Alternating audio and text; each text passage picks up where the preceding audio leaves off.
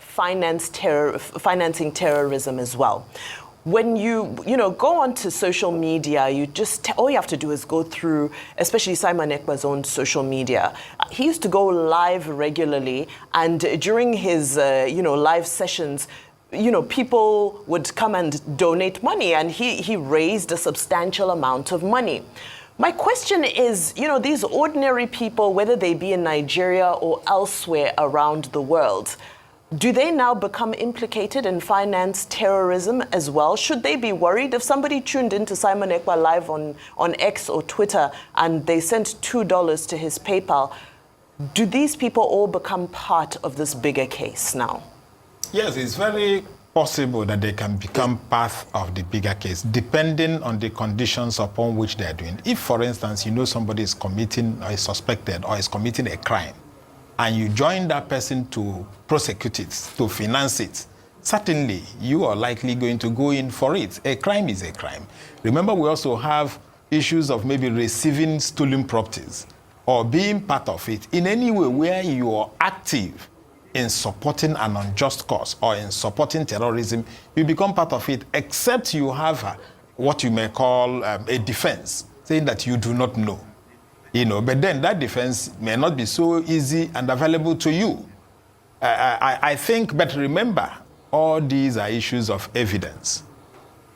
So it depends what evidence can you bring. I agree with my colleague who said it will be a tall work for Nigeria. I do not know why it's the Ministry of Defense that is taking this up. I think the Office of the Attorney General of the Federation,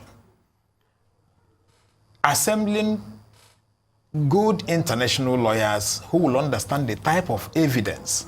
Because since we don't have the bilateral treaty, it means we need to satisfy Finland or Finnish government that what Simon Ekpa is doing in their country, one, is a crime in their own country, is also a crime in Nigeria, as well as an international crime. So by the time you bring all this evidence and you bring those that are supporting that same crime, it becomes easier to say he can be tried. He raised issues of human rights in Nigeria. If Finnish government feels that Nigeria does not respect human rights, it may be difficult for Finnish government to also agree to extradite him to Nigeria. So these are very important. Okay, but there was a difficulty even the time Nnamdi Kanu was in the UK, There had been a lot of calls by Nigeria as a government to extradite Nnamdi Kanu, but it didn't happen all through that period, except then the Kenyan situation happened and they went to pick him up. So that's one, just to be able to bolster the point you made. The second point I'm going to ask is, will these arrests bring peace in the Southeast? And this question is for both of you, because I am sick and tired of the insecurity and the killing, the loss of life and property, the loss of businesses. And I do not feel anybody, we all understand that there's been massive marginalization in this country, which we do not support in any way, shape or form. And that's a clarion call on the politicians to fix that status quo. But that's not worth the lives of the people you claim you're fighting for being killed and their businesses being destroyed. Will this bring about peace? Unfortunately, this has taken some time. When Nnamdi started, he had disciples. Also, this time around, Simon Ekpa has disciples. So it's a question of the government trying to identify the disciples in the Southeast. Because if you don't identify them and dislodge them, it may even get worse. But they've been trying to dislodge them all this while. It's never worked. It's never worked because the government doesn't seem to be very sincere and competently handling it. There's the issue of sincerity of purpose. There is also issue of competence in the handling of the matters. What we see in Nigeria is that security funds are usually siphoned. Intelligence reports are not usually, adhered to.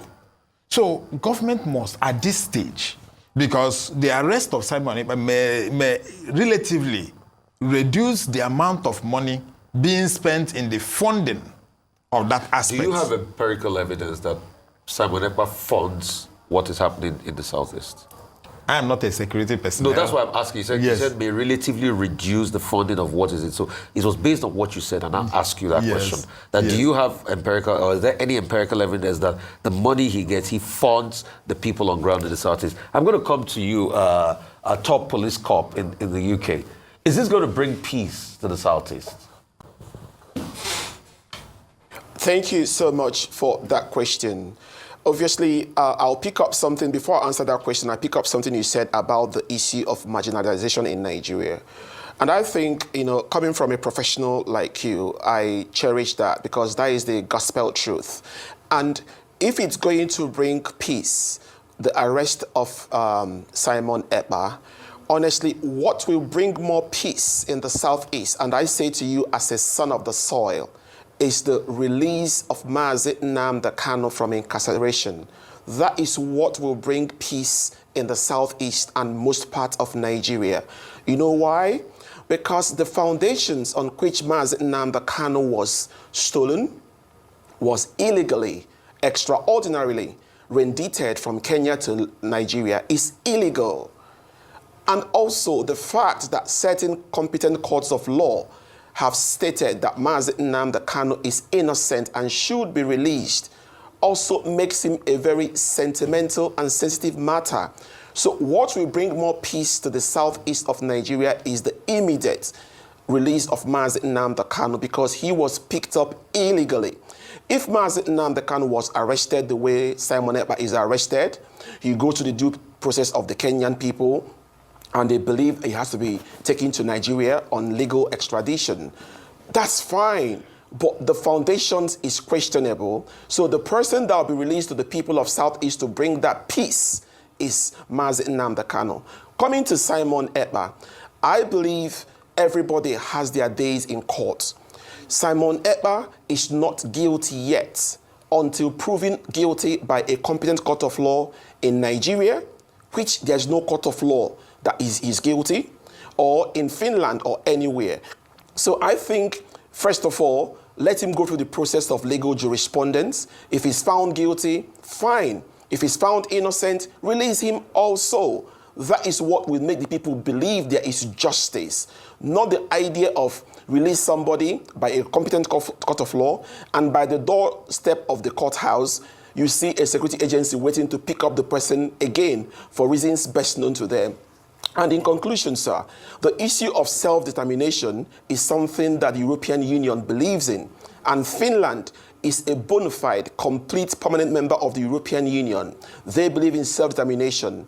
They believe in referendums. They believe in human rights. So when you bring Simon Ekpa to a competent court of law and you lay your charges against him, he also has the right to say, I'm doing this because of A, because of B. And he can now bring his evidences why he's doing what he's doing. It's not left for the court of law to decide if what he's doing is wrong or the way he's doing it is wrong or right. Thank you. Well, self-determination is a principle in international law. But let me ask you, think, wear another cap. Do you really believe, Vince, that releasing Nnamdi Kanu is a solution to peace in the Southeast region, considering that even people of the Southeast are divided on that question? Do you really believe that? And how? As a national security risk strategist, as we have introduced you. Thank you for that fantastic question. I am here speaking as a professional and as a Nigerian. What I believe is in the legality of every step you take in national security. What I believe that Mazi Nnamdi Kanu was illegally, extraordinarily rendited, and I believe you believe that too. What I believe that he was kidnapped from Kenya. What I believe in his fundamentals were abused. What I believe that the court's judgment that said, allow Mazi Nnamdi Kanu a change of clothes. That's a court order. And the authorities refused him to change his clothes because they want to choose the kind of clothes Mazi Nnamdi Kanu must wear. How would you feel, Mr. Ruben Abati, if I choose for you the kind of clothes you must wear? That is one of the highest level of human rights abuses. And a court order was given, and the people in power refused that. What I believe in, that when the court said release Mazi Nnamdi Kanu, that he should be released, what I believe is what the legal structure of Nigeria says, not about my own personal opinion, to avoid issues of saying, oh, because he's Igbo man. So I believe in professionalism. Mazi Nnamdi Kanu needs to be released because he has evidence about the illegalities, and he cannot build legality upon illegality, and he cannot decide for him what to wear. Okay, if he wants to wear Ishiago to his court cases, be it unto him. Thank you. Okay, Vince, thank you very much. Well, just to remind ourselves, this conversation has been about Simon Ekpa and the fact that he's a dual citizen of Finland and Nigeria, accused of terrorism affecting the southeastern part of Nigeria. Thank you also very much, Chukwuma Ezeala, for joining us in this studio.